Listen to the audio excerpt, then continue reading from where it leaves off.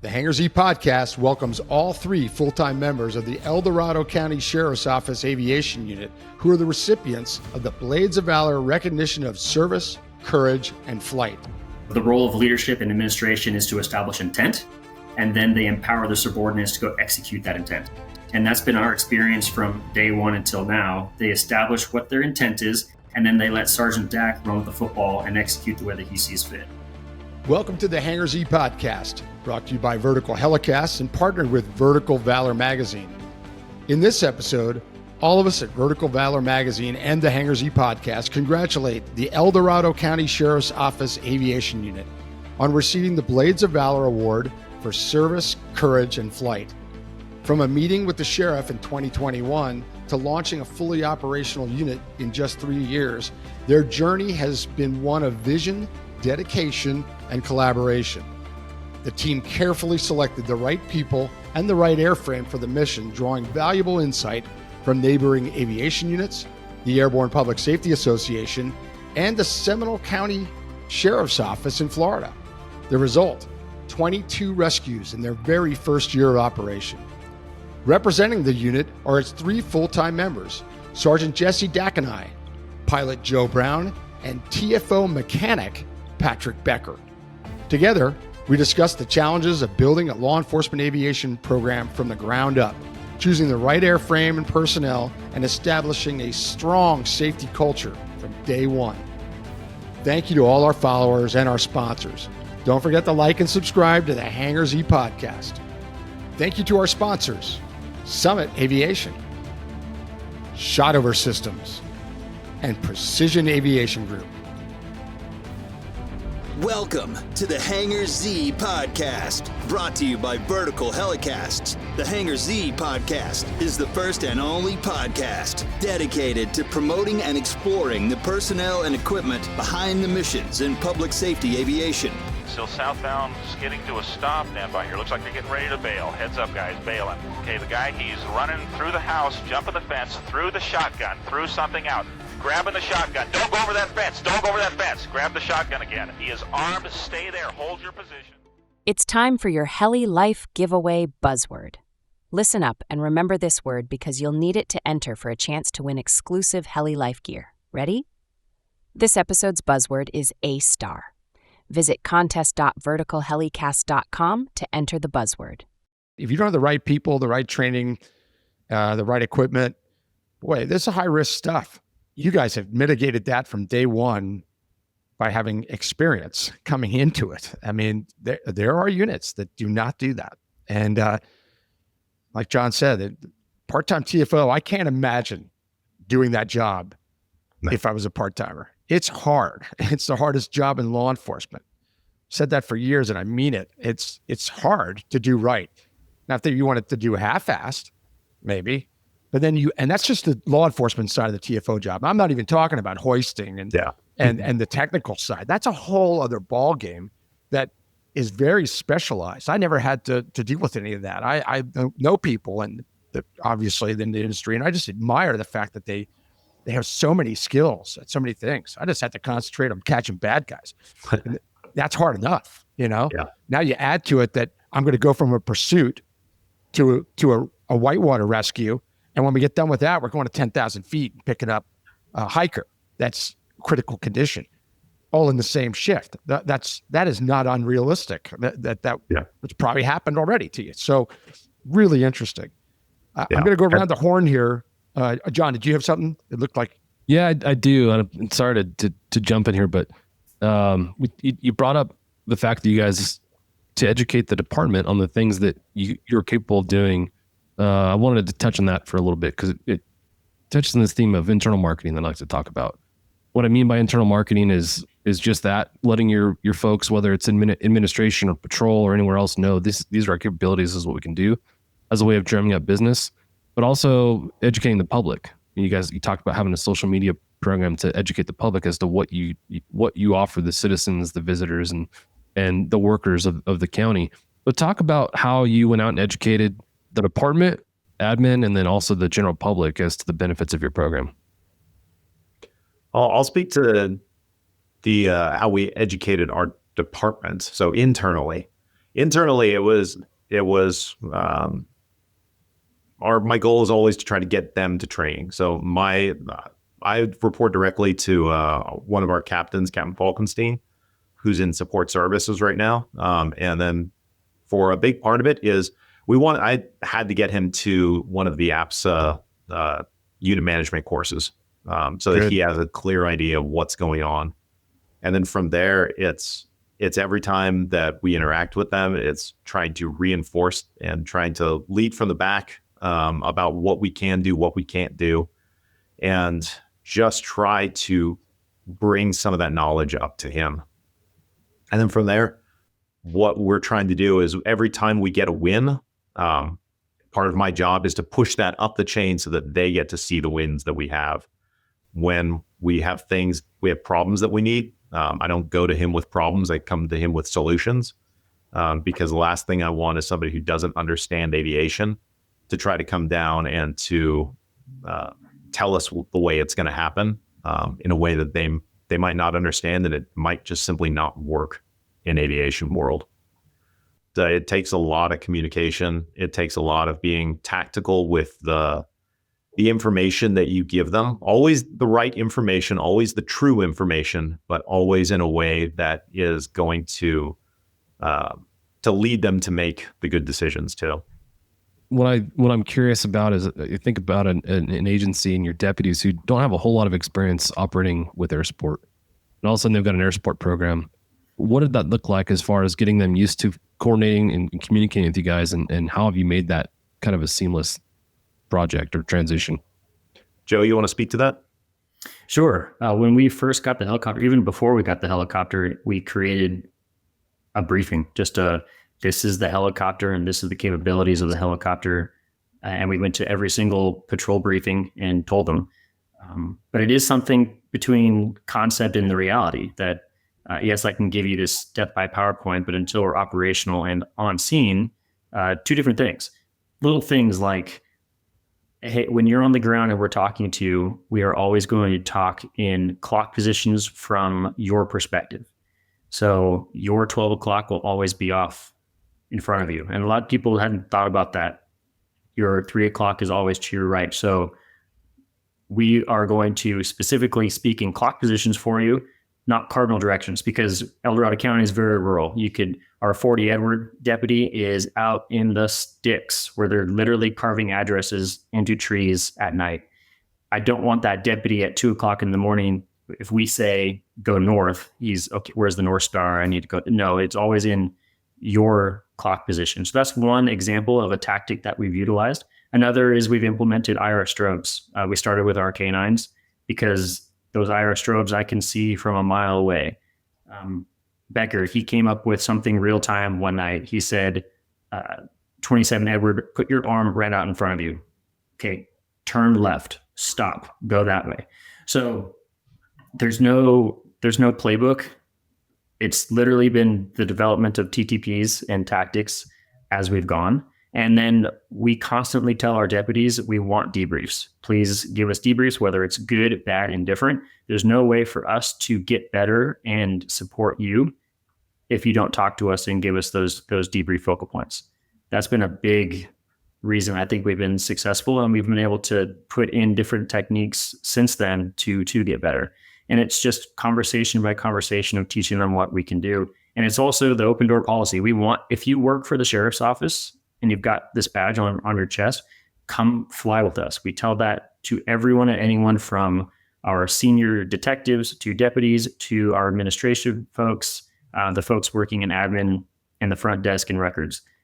If you work for our SO, come fly with us, because we feel that if they see it from our perspective, then they will know how to better implement us from the ground when they are 40 Edward in the middle of the night, trying to track a suspect or whatever call they may be. Conversation by conversation, education, and then inviting them out to the helicopter. The military calls it a GSU. We're geographically separated from the department, only about 15 minutes, but we don't get that FaceTime every single day. So we go out of our way to make sure we can go to whatever briefings that we can and invite them out to trainings. Also just real-time training. If there's nothing on the board and we're flying around, we'll just contact 22 Edward 22 Atom and say, hey, let's put some training together real time and better utilize us as a technique. Because that's the method that we tell them. We are there to literally support your mission set from the ground in order to make you more safer and more efficient. And that includes leaving. If we're on scene and whoever you're talking to is bothered by the helicopter, we can leave. We're literally an extension of your duty belt. That's the messaging that we've given them from the very beginning. We're there to support that deputy on the ground, period. Yeah, that's great. Keep doing all that. Don't stop. Yeah. Don't think, well, we have to do this here because we're new. Don't ever stop doing that. Everything you talked about, Joe, needs to be continued as part of your practice and procedure in your air unit, because there'll be new deputies. There'll be deputies that, you're out of sight, out of mind. We kid about it and say you're on the island. I mean, I worked 19 years at Air Support, and I was on the island for 19 years. You get out of touch very quickly with patrol officers, the customers, the people that you care most about. We're out there working and doing great things for them, but we're not always hearing from them, especially the stuff that they don't like. That's probably more important than going, wow, you guys are awesome. Okay, yeah, we kind of are. What you want to hear is, that was great, but you know what would have been would have been better? Patrick, I would have loved for you to tell me about this. Patrick, I would have loved for you to say this or whatever. And Joe, man, you were right down. I couldn't hear. You need to hear those criticisms. And some of them, I'm going to warn you, if you've learned it already, because you were both in the military, some of those criticisms are total crap. But you know what? I'm just going to tell you, my advice is that you take it like it's, hey, thanks for giving me that. And then when you get back to the hangar, you say, that's a bunch of crap, but why is he thinking that? He doesn't understand our job. He doesn't understand the equipment. He doesn't understand air support, but why does he think that? And maybe it goes beyond that criticism. And there's a deeper thing there that we in the aviation side missed. And we go, oh, it could be this. Maybe we should say this or do this. I love that the attitude that your unit has on this. But again, don't stop, because it will fade. It will fade. Sure. Great. On the theme of marketing, can you guys talk about the development of your social media program for the purpose of external marketing to the general public? That one's actually been an interesting one. So our sheriff's office is in the process of consolidating all of our social medias and all of the information that goes out through our PIO. So we don't have the ability to have our own external social media contacts or social media accounts. And so for us, it's one of the challenges is, well, we want to provide all of those updates as fast as possible and as clearly as possible in a way that shows that we're working hard, that we're making rescues, that we're a service to the community, and we're doing it in a financially responsible way. But we still have a little bit of a bottleneck to go do those. It's the way our administration wants it. I completely understand the reason for it, so that they can maintain control. And then also that there's not a bunch of different social medias that are out there. And so for us, for me, it's having that close relationship with the PIO who is actually doing those things and working with him, not working against him, because we're all still one team. Right. And to provide content that's quick, that we can get out. So he knows that, hey, when I send you a video, I really would like it out today, because that social media just works so incredibly rapidly. All of our guys are well-versed in the social media more than me. So a lot of that stuff I'll defer to them on, but our goal is always to try to put out the message that we want to. We've said from day one that our goal, we're going to win or lose this battle based on our public perception. And so we need to be involved in that, and that's in social media now. What are the types of posts that you've been able to put out promoting the Air Support program that have gained the most traction? You guys know off the top of your head, things that have done well versus things that haven't? Beck, what do you think? It's definitely going to be the rescues. Anytime Joe and another guy on our team, Alex Kirchner, really good at video editing, get those videos together quick, really, get the highlights, just get it out. And those videos get the most traction. People are seeing that we're out here, at the end of the day, maybe a ground team could have reached them, but it would have taken longer. That person may be worse off waiting for them. And they see that us getting there quickly and efficiently, us performing the mission, whoever's on that helicopter doing it safely, just gets out there, and it really builds up the community support quickly. They go, oh, look at them. They're out there doing something. They're out there doing the mission. And it would be that, and then assisting on fires as well. We've had one direct fire where Joe was out there dropping water. And then, we've actually been flying around and spotted fires. No calls in yet. No one's aware of it. And, we put that out there too. And the community goes, okay, they're not just flying around for fun. Anytime we fly, we're training. It might be as simple as working on our CRM. It may be doing hoist training, maybe, water drops, whatever we're doing, we're always training.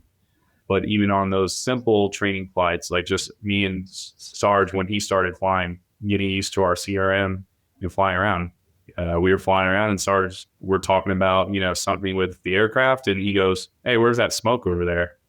And we go and find the fire. And, putting that info out there shows the community what our value is.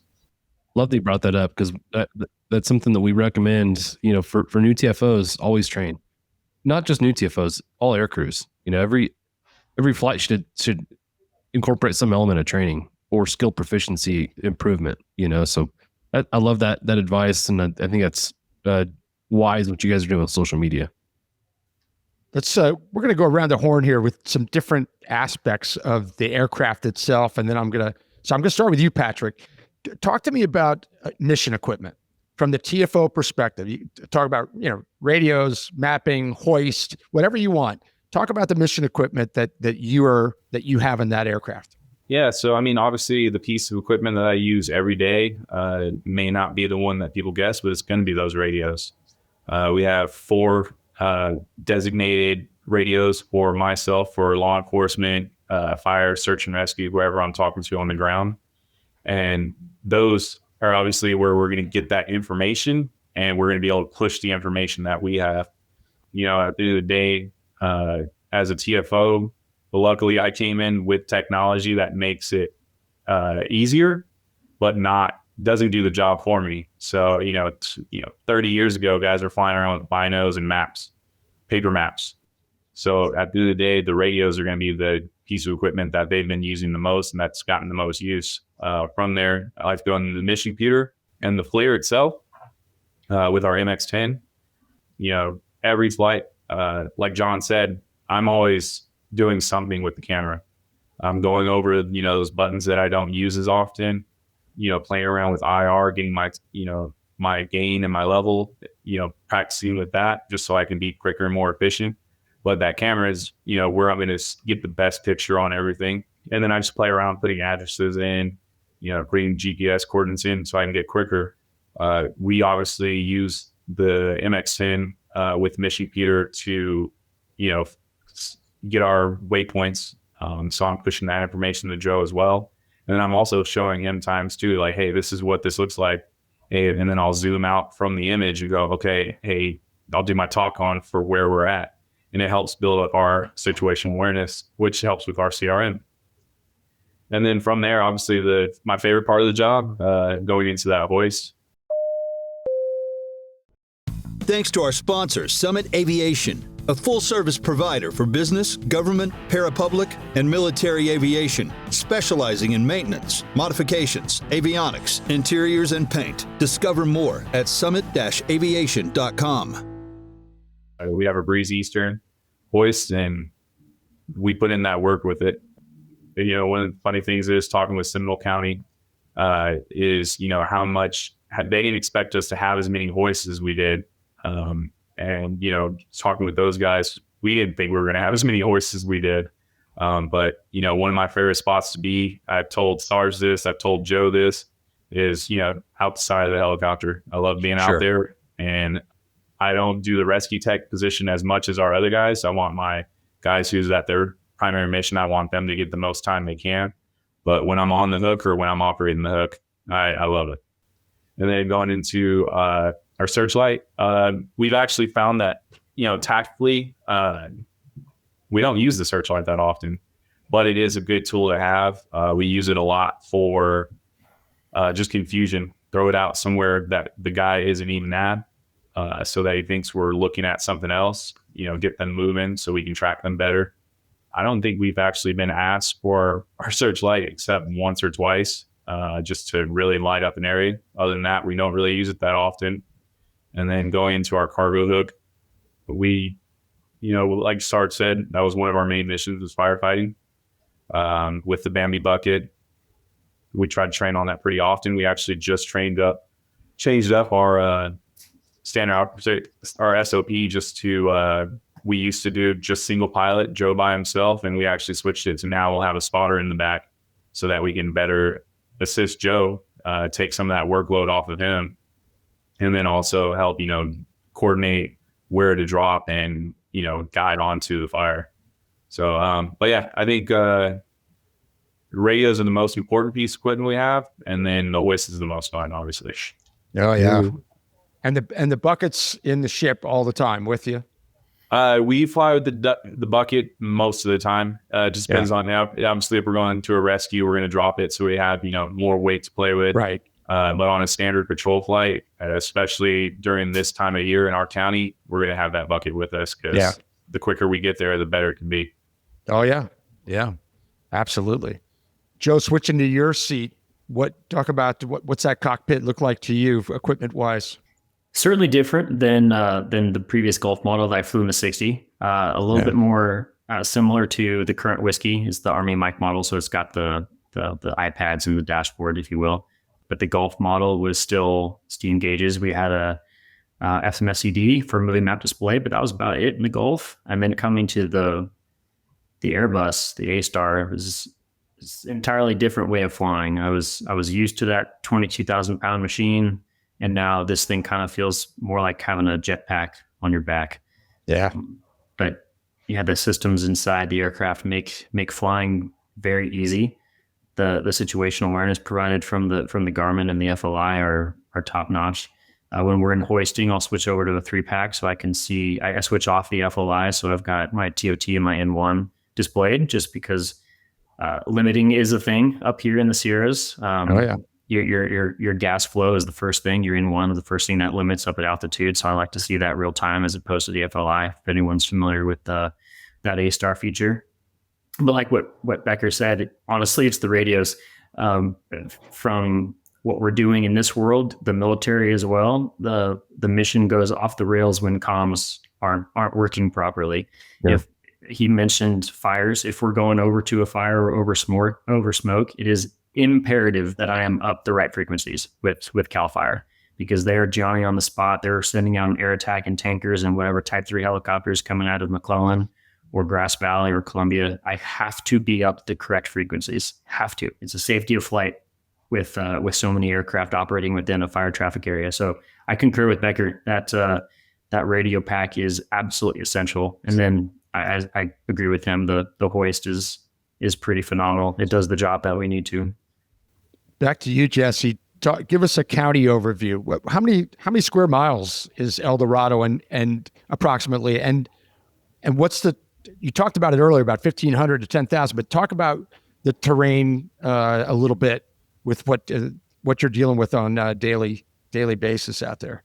It's huge. So our county basically slopes from the west end down near Sacramento County, where the MSL is about 20, and then it just goes all the way up to Lake Tahoe and all the way to the Nevada border through the Highway 50 corridor. And as you progress higher in altitude, the mountains start coming in. So on the east end, we have grasslands and foothills. Some of our whitewater rafting areas are snaking around in these foothills that we have. And then we get the pine tree forests. And then it goes up to above the tree line where we have the granite slabs and these great alpine peaks and alpine lakes. Yeah. And then over the hill into South Lake Tahoe. And because of that, we just get an incredibly diverse mission set. So yeah. a lot of the fires that we go to, they can be anywhere from just a quick grass fire. We had one of those last week that we were first on scene for. We can get these major involved forest fires where the fire is crowning through the tops of the trees in 100-year-old pine trees. The rescues that we get are on the same thing. We can get people down in the foothills that are in relatively open areas with heat stroke. We get people stuck on the side of rocks in the American River, up in the Rubicon Trail, where people will roll their rig over and have injuries out there, and they need people to get them out quickly. And then people stuck on the side of cliffs up in the mountains. The funnest thing about it is that the terrain is so diverse, the mission set is so diverse, and each of those missions, the law enforcement work, the firefighting work, the search and rescue work, it can be completely different. Just depends on which end of the county you're at. Right. And how big is El Dorado County Sheriff's Office? How many deputies? So for our sworn staff, we're about 183 sworn officers from the top to the bottom. Okay, cool. We kind of touched on this earlier, but I want to dig a little deeper because I just think this is so important, and it's a theme that we talk about all the time. One of the greatest things about law enforcement aviation is the working together and sharing information. There's nobody keeping secrets. There's nobody hiding anything. At least I haven't found it. If there is a unit like that, I'd be stunned. You mentioned Placer, of course, because they're next door, and Sac County and Sac PD. Talk about, and I'm sure CHP maybe even came into this realm as well. Talk about why that was so helpful to have those three, particularly, and CHP, so close to you, understanding your terrain and what you're about to go into. Talk about the value of that. I'll let each of you talk about that, but Jesse, start us off. Yeah, I mean, I said we punch above our weight, and it's only because we stand on the shoulders of giants. This idea that I am coming into this, I'm as a newbie, our unit, although we have mountains of experience working in this terrain, we came in fresh. So to sit down with the Placer County guys, Chris and Kyle, and say, hey, how do you guys operate here? What does it look like? What does it look like interacting with the local fire agencies? And to do that. And it just puts us much further ahead for safety and for being operationally effective. You have to do it. There's no way around it. Yeah. Even our partner agencies in Sacramento County, they work in very different terrain. Pretty much the whole county is under 1,000 MSL. Right. But still, they understand we have things to learn from them. They're rolling Airbus products too. They're rolling Bell products, but they understand working in this region. They understand working with our CAL FIRE partners. I can't say it enough times, but we have to be humble and work with them and be able to rely on the knowledge that comes before us. Yeah, the whole CAL FIRE side of things is a whole world in and of itself. Yeah. That learning that as a pilot, as a supervisor, as a rescue tech, whatever your role is, that's a whole different world that most law enforcement aviators don't have to deal with. Oh yeah, but you do, and Placer does. So that's good that you're working with them too as partners. Yeah, and it's so funny. I mean, it's something that we've just been dealing with even over the last 6 months. Like the overlap is so little that we have to adapt what we do so that we can work with them safely. Right. As cops, the way we're all trained is we have one frequency that we talk on. That's it. But even just on the fire side, being able to understand what the difference between the local net is versus the command net versus the TAC net, and knowing how to switch back and forth between all of those, what to say on each one of those. It's learning a new language for us. Yeah. Patrick, from the TFO, rescue tech, and maintenance side, what is that relationship like for you personally with Sac County, Sac PD, and Placer and others? It's great. As has been mentioned before, everyone has been super helpful. No one's keeping secrets. They're all like, hey, this is what to look for. Look out for that. From the beginning, especially when I, interviewed for the position, that was day one was with class accounting. I met Chris and Kyle. Chris being a fellow devil dog, really built that relationship up.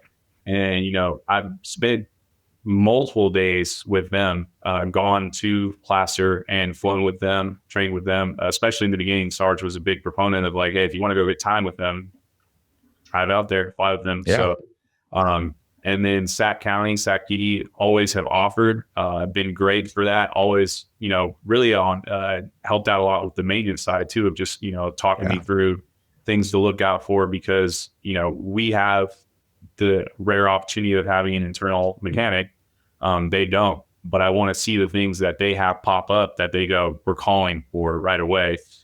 Because, you can talk to a mechanic, but you talk to your guys on the ground, that's where you're going to get the most info, those guys that see it every day. And then I also want to mention that we also had Sonoma County. I went out there for a week, and with the Henry 1 guys, wasn't that great? Yes. Actually had the opportunity. We had a search for a missing swimmer on the Russian River, and then also did a rescue, long line rescue, up in the trees off a ridge, and that was a great time. Obviously, they do a different type of rescue style with a long line versus us with the hoist. But the tactics they use, the communication, and seeing how effective they are with their communication was really important. And even with on the CHP side, I've worked with their TFOs. They're great guys. And I've actually gone up to talk to their mechanics, gotten walk-arounds with those guys. Like, hey, tell me the problem areas. Tell me what to look for. And I spent a couple hours, dozens of hours up there with them too, just going, hey, show me stuff. Because one of the things I think for me with being lucky is, going from the Huey and Cobra to the A-Star is there's a difference in some of the operating styles, but the operating principles are the same. There's a difference in the part names, but they are doing the same job. So it was nice to be able to use that knowledge, but it was also nice to get people's firsthand experience. I think that institutional knowledge is something you can't pass up.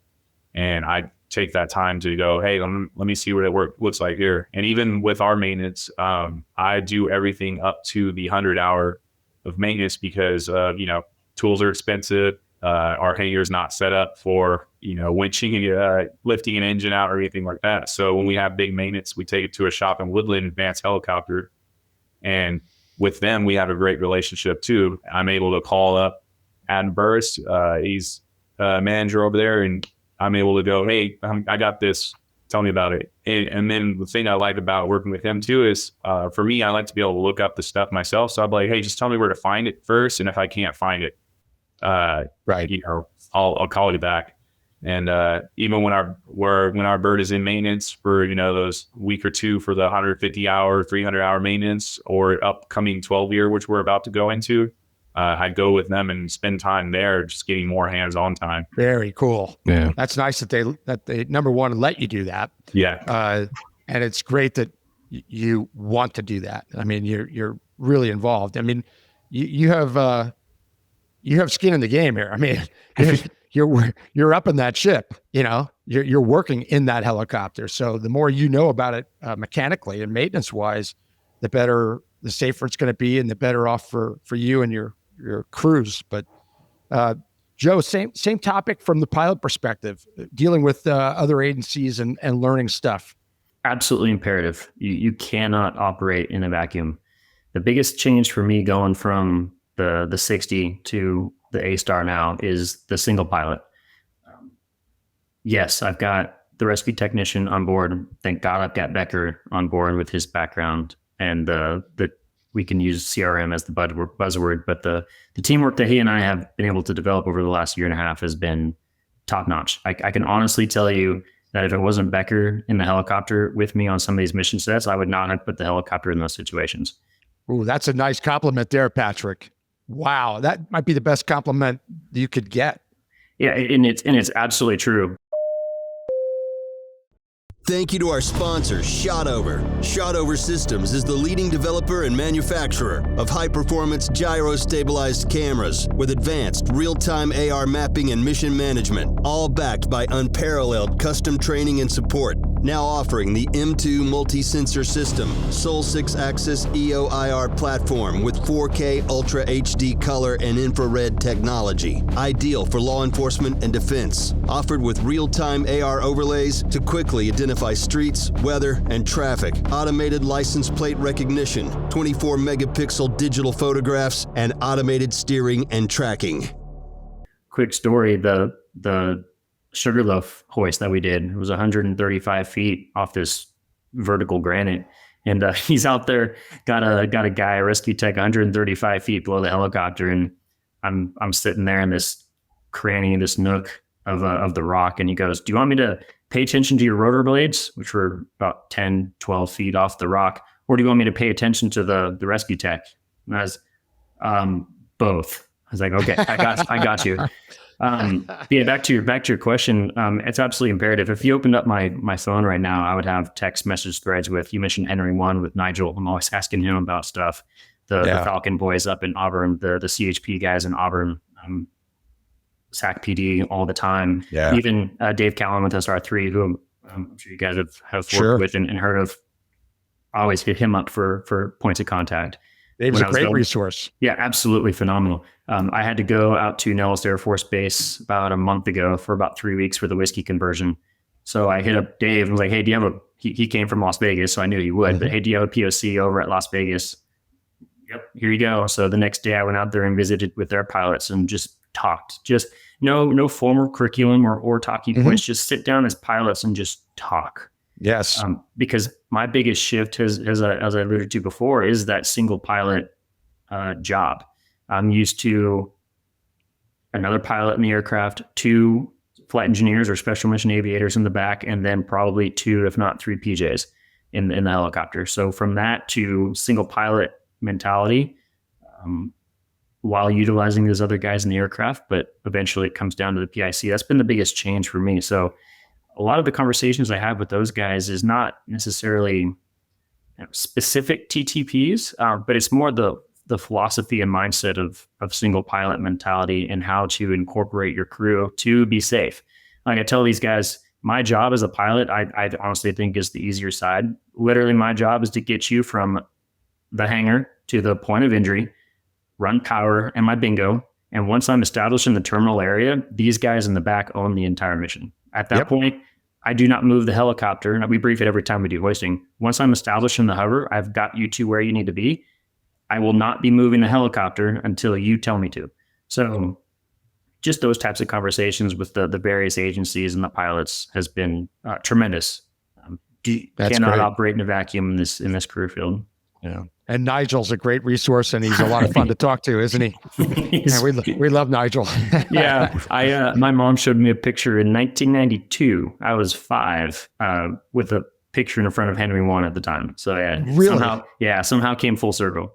Oh, that's cool. Yeah. That is really cool. Yeah. Now you call up Nigel and Patrick, you were over there hanging out with them, that they're great. They have a great hangar.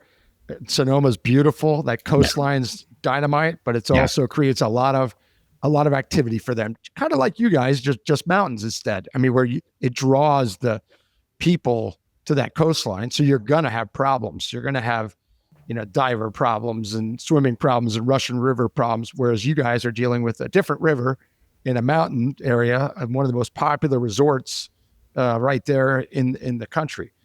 Really good that you guys have done that and that you're open to that. I love it. I love it. The spotlight's certainly been on you guys. I mean, I'm sure you feel the spotlight because hey, we're new.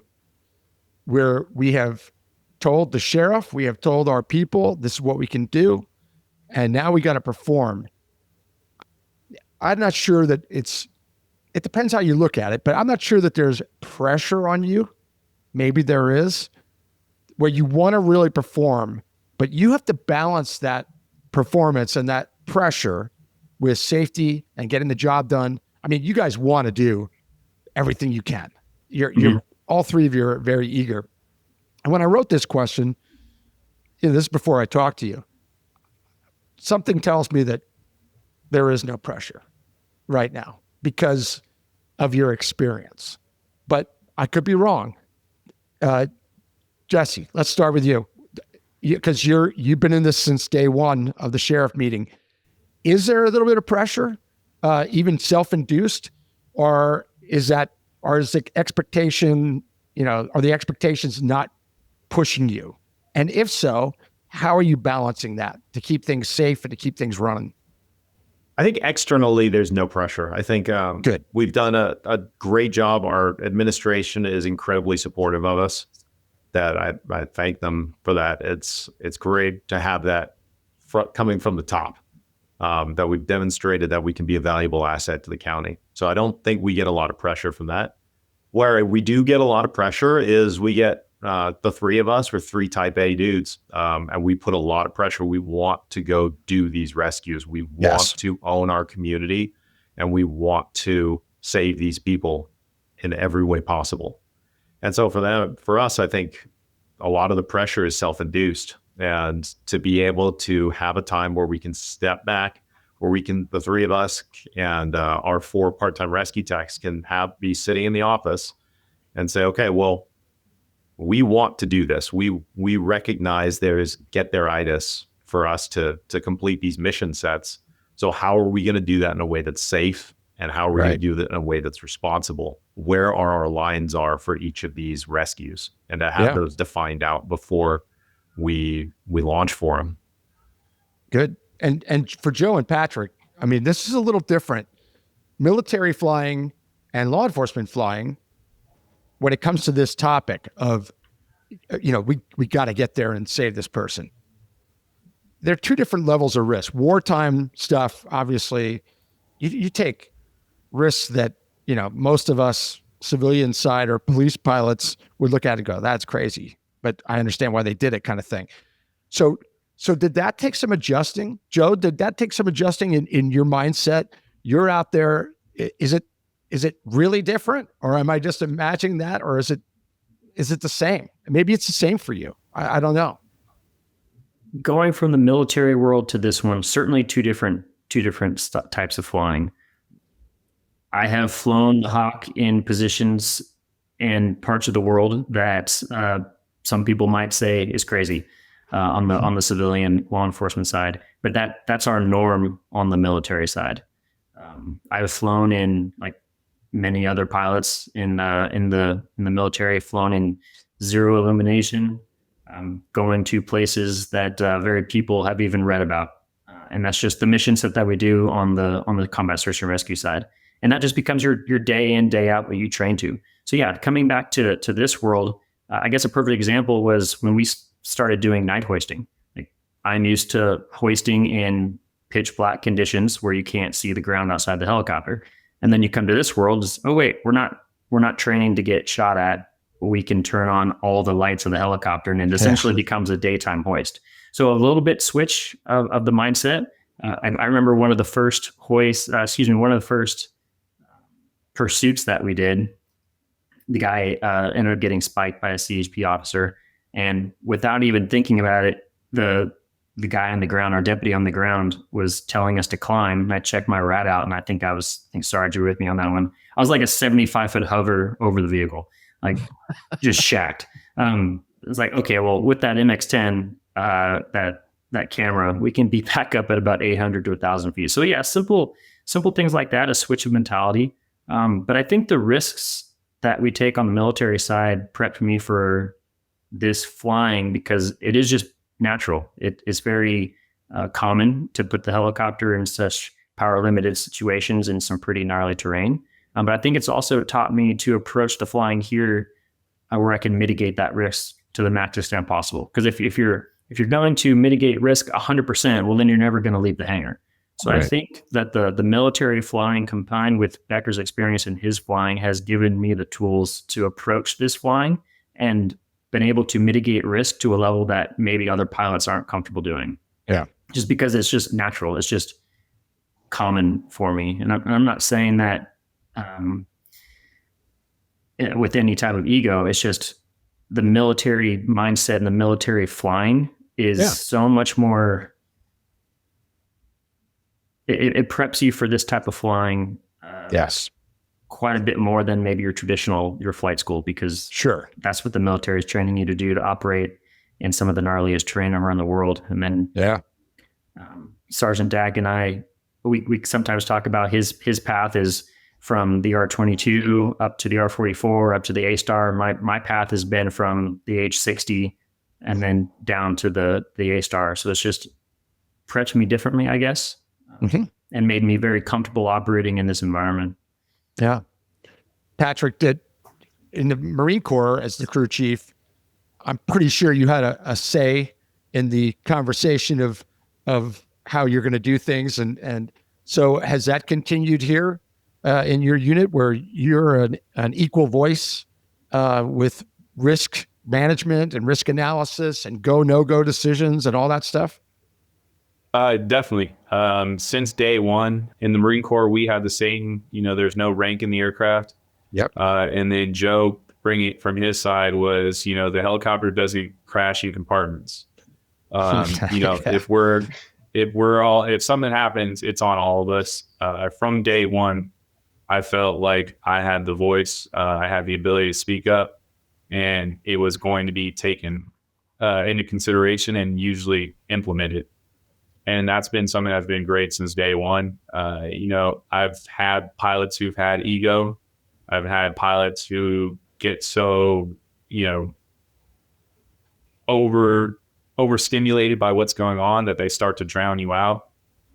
And I've had the pilots who just straight up ignore you. So it's one of those things where, coming into it, initially it was just me and Joe flying while Dak was working on his quals. And from day one, it's like, hey, Joe, let's try this. Okay, cool. Hey, what do you eat? Hey, when I'm in, when we're in the hoist, hey, come forward, come left. All right, stop climb. And it's never been a question of ego, like Joe said. And one of the things that, bringing in that military from both of us, military training is, the styles are a little bit different, but there is a lot of overlap. We've been able to implement our two training styles into what's, I think, set the program up for what we've been able to do. I think for where we're at in the age of the program, we've done a lot more than people would have expected or been able to had they not had the experience, not patting ourselves on the back. But it's just, when you go in, it's reality. Yeah. And it's one of the things. Reality. Yeah, exactly. And it's just, but that also leads into us checking our egos. And then knowing, there are limitations. Joe and I have talked about it before. Sergeant and I have talked about it before. And it's one of the things, it was different for me when we first started, was getting out of that Marine Corps mindset. They really hammer it in, so it sticks in there. But just knowing like, hey, sometimes we're going to have to turn stuff down for safety. Because for me, in the way I was brought up in the Marine Corps is, we're going, we'll figure it out when we get there. And not to say that you can't still have that mentality in a way, but you have to be able to check yourself. And, we've had some times where we're talking about what call we're going to go to. And I'm like, we got it. And then we get into it. And it's like, okay, well, let's think about this. Let's think about that, because we go through our checklists, we go through our SOPs, and we talk about it. And our checklists and our SOPs have been huge for us. So knowing, even with myself saying, hey, we're good, let's go fly, we're still checking ourselves and we're not doing anything unsafe. I haven't had a moment in this helicopter like I've had multiple times in the Marine Corps where I go, that was close. I've had the almost mid-airs, had friendly fire incidents, had fire incidents, and it's, chip light over the water. Me and Joe were just talking about that last week, where, that main rotor gearbox chip, and it doesn't burn off, and you're about, 5 miles off the shoreline. It's not a pleasant feeling, but, sometimes we've talked about it and, we've talked the worst case scenarios, obviously one of the worst ones being, OIS. or an officer down. And we've talked about, checking ourselves and having that mentality in right now, because we know we're gonna be pushing. And so we've talked about that, because we know if we talk about the worst case scenario and what we're going to need to do, we can be ready for it when it happens. And hopefully it doesn't, but it's a possibility in this line of work. So we've game planned and talked about and realized what we need to do. Yeah. Well, it sounds you're on the right track. I mean, I love that you said it. Sometimes you have to say no. And you know what? Sometimes that no might come on the request for the officer down because of weather, because of maintenance, because of crew rest, because of whatever.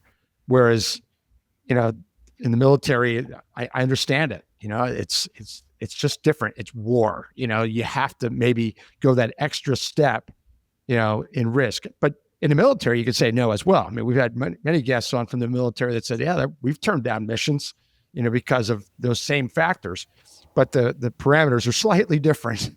Whereas in law enforcement, you can't afford to go ball up this ship.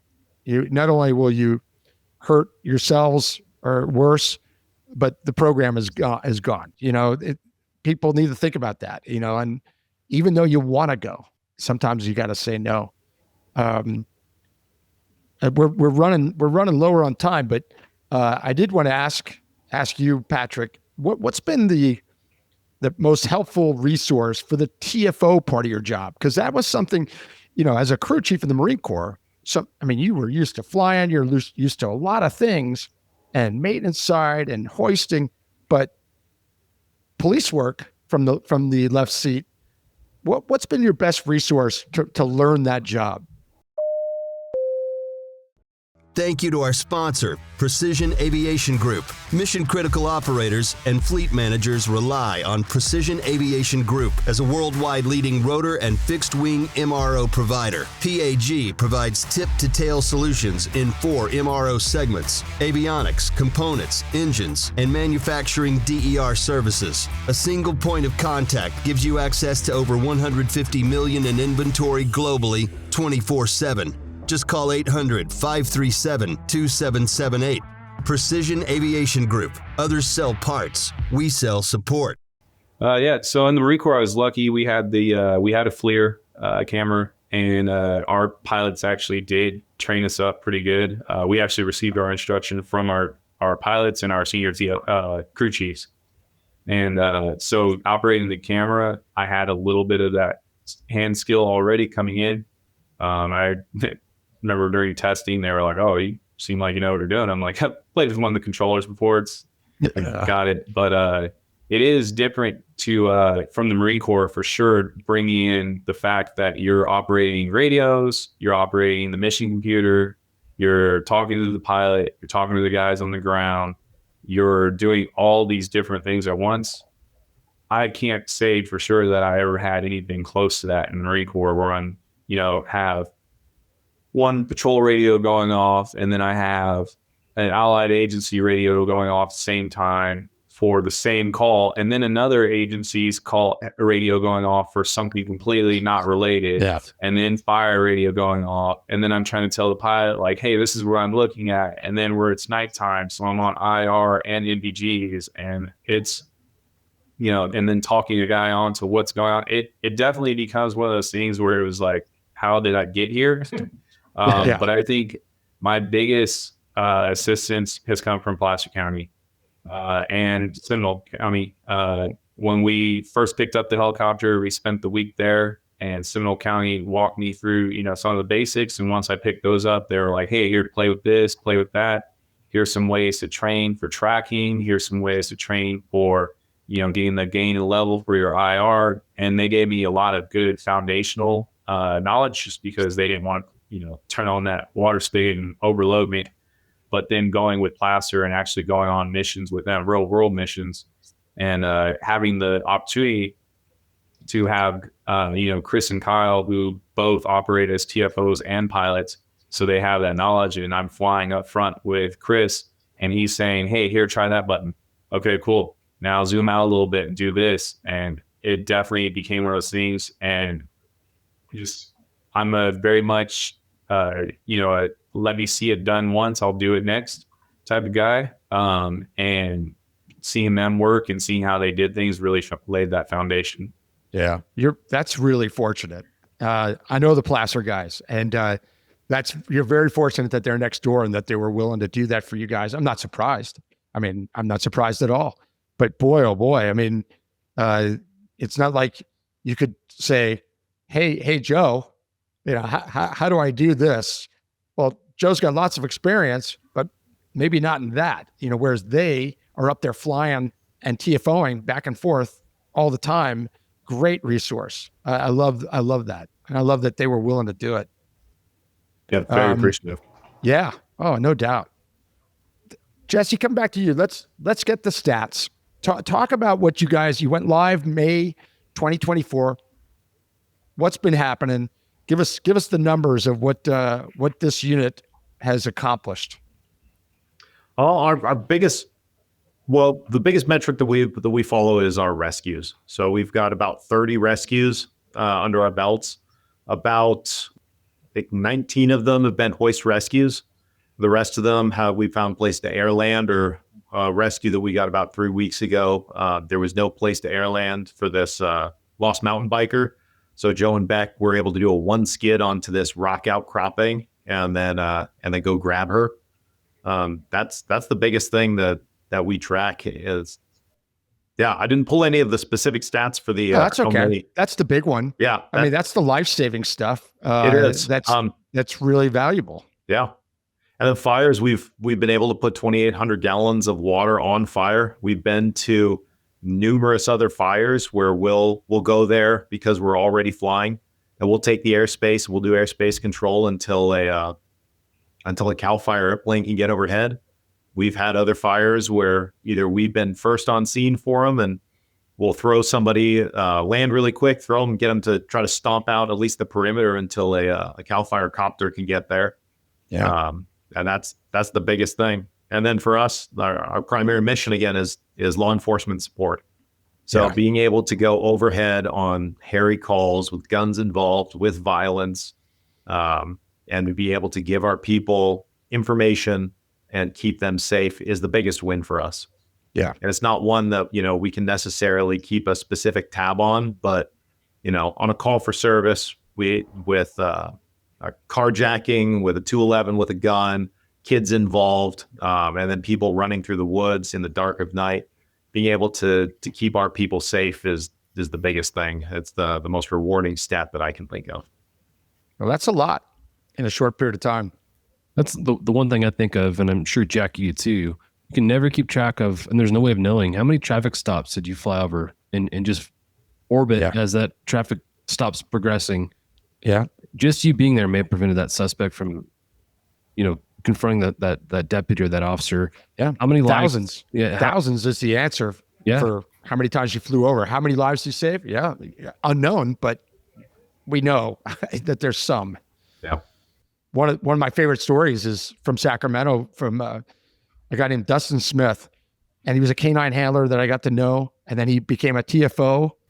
And Dustin came to the aircrew course, and his first shift back in SAC after the aircrew course down in LA, they launched, and somebody went on a traffic stop, and we had talked about that in the aircrew course, how if you're not doing anything, you need to go to those. Who knows what you're preventing and what might happen. His first one, and on his way to go check it, shots fired, officer down. That traffic stop was a shots fired, officer down traffic stop. What are the chances of that? I mean, it's unbelievable, but it happened. And Dustin was able to get there, see the car departing, follow the car, send resources to the officer, follow the car. It ends up being a barricade standoff. The guy caps himself or something at the end of it. But I mean, it's stuff like that. Like John just said, how many traffic stops do you go over where you prevent that from happening? Had they been over that traffic stop, would that guy have shot that officer? I don't know the answer to that, but I'm leaning toward he wouldn't. I mean, he may have still done it, but I'm leaning toward he would have said, nah, not today. So great point, John. Yeah. But as a follow-up to that aircrew that was able to keep their eyes on that suspect vehicle fleeing had they not done that, that suspect would have opportunities to ambush additional officers down the road. Yes. You know, had they not known and were able to keep track of that. So the safety threshold that we add to the officers on the ground, the boys and girls that are out there doing the job that we did at one point, it's really impressive to hear the stories that, you know, like we talked about with San Diego, San Antonio, what you talked about with CHP and your agency, you know, just these different skill sets and abilities that we bring to our profession is just it's such an honor to be a part of, you know, and so I love hearing the motivations you guys have to keep the boys and girls safe on the ground within your county, and then the added benefit of being able to do search and rescue and firefighting operations. Really cool. No doubt. And all of this happening in the opening stages of your unit's history. So that's really extra special. Let's wrap with this. I'll ask each of you. Patrick, start with you. From your perspective, what's the future look like? You know, one of the things that's always been something we've talked about from the beginning is just building the unit from within. It starts with, you know, getting that good publicity out there for, you know, internally and externally. And then, you know, leading into hopefully us expanding the unit. Joe mentions multiple times how, you know, hopefully this program's around in 20, 30 plus years. And we're going to come in and be like, oh, those are the guys who started the program, because we came in and did all this stuff. And, you know, the goal for me is a little different than the other guys, but I'd like to see that second helicopter so we can expand with, you know, doing the maintenance. I, you know, may have oversold, but I keep telling people if we have 2 helicopters, I can most likely guarantee a helicopter every day of the year being available. Sure. If managed correctly, absolutely, right? Yeah. And so with that second helicopter, but I know that second helicopter will lead to, you know, 7 days a week coverage. Hopefully it leads to 4 different shifts, you know, morning and evening, late evening shift. With that, being able to bring more people on, our rescue techs, as Sarge mentioned before, are guys that applied for my position as well. I want those guys to get into this spot. In the Marine Corps, I learned you always train the guy underneath you to take over your job in case something happens, and you learn the guy above you's job. I have not learned Sarge's job as much as I want to, because I don't like admin and paper. But I definitely instilled that in our other guys, like, hey, this is what I do. This is what you need to pick up. And so I want the team to expand. I think that second helicopter could lead to that. Joe, go run with that, with the future. Yeah, we often say that this is a program of Legos. It seems like every day we come in and it's something else we're adding to our plate. Like, for example, this afternoon, I've got a check ride with the Forest Service. That way we can be officially carded to fly on CAL FIRE and Forest Service incidents. So with that, I would love to see the two sides of the week, both sides of the week program, because as we just finished talking about, we love being there for the men and women on the ground. We're a very rural county, as I mentioned before, so it's very common that your code 3 back is 25, 30 minutes away. It is a normal thing for our department. So having that support 7 days a week would be, I think, a fantastic step as we move forward. But like Becker said, that comes with, you know, flying hours and logistics and maintenance. So there's, I don't want to say that both sides of the week is just an easy task. There's not, it comes up with a lot of logistics and support, but I would love to see that in the near future. Very cool. And Jesse, you've been here since day one. You've come a long way in a short time, but I know you think about the future as well. What's the future from your perspective? I agree with Patrick. I think he nailed it, that the future is always the next generation. So what does it look like, and how are we training the next generation to take over for us right now? So, you know, I want to give a huge shout out to the rest of our crew, the 4 rescue techs who are part-time and couldn't be with us today. Jeff Whitlock, Alexander Kirchner, Andrew Grohl, and Dylan McLean. Those guys, they have the most dangerous job. They ride that hook down and they go grab people that are on the ground and put themselves into situations at the end of a long, skinny line that they know that will shear if the situation needs to. So the fact that they're willing to do that is an extreme amount of bravery on their end. And I look at that as those guys are the future of the program. They're what's going to be the next generation. And then also just in our agency generally, we got to look at how we're selling this program to keep it going for future. Yeah. Well, I'm glad you mentioned those 4 rescue techs because they're part of this Blades of Valor recognition. So absolutely, it's the whole unit that we're looking at and in recognizing the great work that you've done in this short period of time. John, what do you have for wrap? I again, going back to the concept of starting a new unit is no easy task. And you talked about the steps that it took to build not only the unit, the nuts and bolts of it, but the culture. You guys are doing a great job. So commend you guys for developing all those different pieces of the puzzle, because there's a lot to build there. Impressive what you've done in a short amount of time, and excited to see where you guys go in the future, and excited to hear about the lives that you impact as these rescue operations go and as your patrol operations progress. So kudos to you guys, and excited to meet you in person at our next AppCon or one of our industry events. Yeah, it's and I'll just finish with this to wrap everything up here. Congratulations to your whole unit for the Blades of Valor recognition of service, courage, and flight. This is the first annual, like I said earlier, and I just think it's really, really special that your unit got recognized so early in the history, and that says a lot about all of you. It really does. You were, the nomination was clear on what you guys have been doing, and it was like, wow, this is amazing. This is amazing. And that was before we knew you guys. and I thought, this is interesting, to be recognized for something so early in your history. But now I see why. We have a lot of experience sitting here, and I understand it now. And the attitude of all 3 of you, the culture that you're setting, that you're actually creating, which is kind of cool. You're creating the culture of El Dorado County Aviation Unit. Just your backgrounds, your experiences, your determination, your perseverance, all these words are flying into my head when I'm listening to the 3 of you talk. So this is really well deserved. And I truly mean that. It's very exciting too. I'm excited for you. You're very fortunate. So once again, Jesse, Joe, Patrick, thank you so much for joining us. It was a pleasure. This is very educational, very informative. It's going to help other units for sure. And again, congratulations. This is we represent MHM Publishing and Mike and Linda Reno and everybody at Vertical Valor.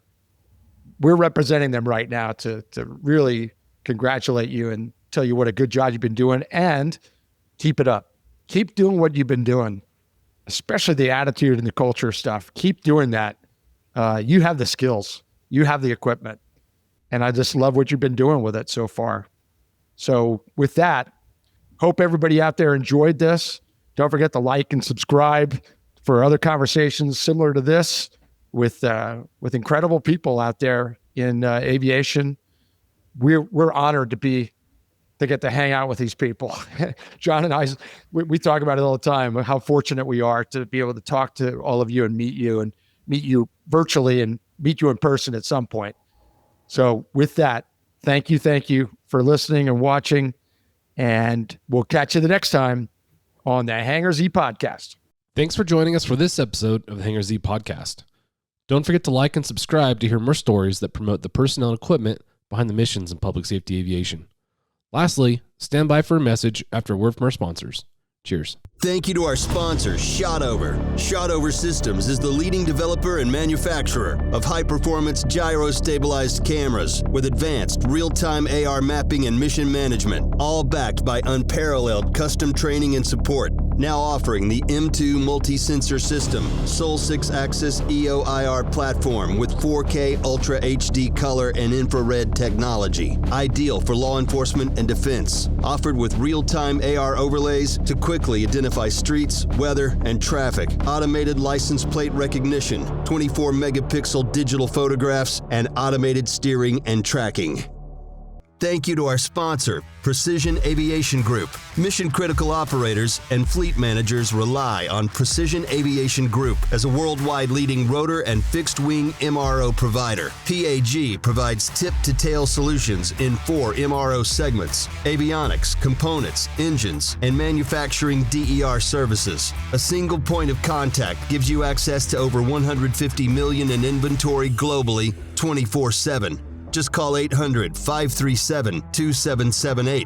Precision Aviation Group. Others sell parts. We sell support. Thanks to our sponsor, Summit Aviation, a full-service provider for business, government, parapublic, and military aviation, specializing in maintenance, modifications, avionics, interiors, and paint. Discover more at summit-aviation.com. Thank you for listening to the Hangar Z Podcast. The newly established El Dorado Sheriff's Office Aviation Unit is already making a positive impact for the safety of their deputies and the public. Establishing this unit was no easy task, but with the support of the sheriff and finding the right aircraft and crew members, they have done a fantastic job and are certainly making a difference. Congratulations again to Jesse, Joe, and Patrick on receiving this well-deserved recognition from all of us at Vertical Valor Magazine. Please like, subscribe, share, and leave us a review. Those small requests make a big difference in helping the podcast grow. We truly appreciate your support. Stay safe, and we'll catch you the next time on the Hangar Z Podcast.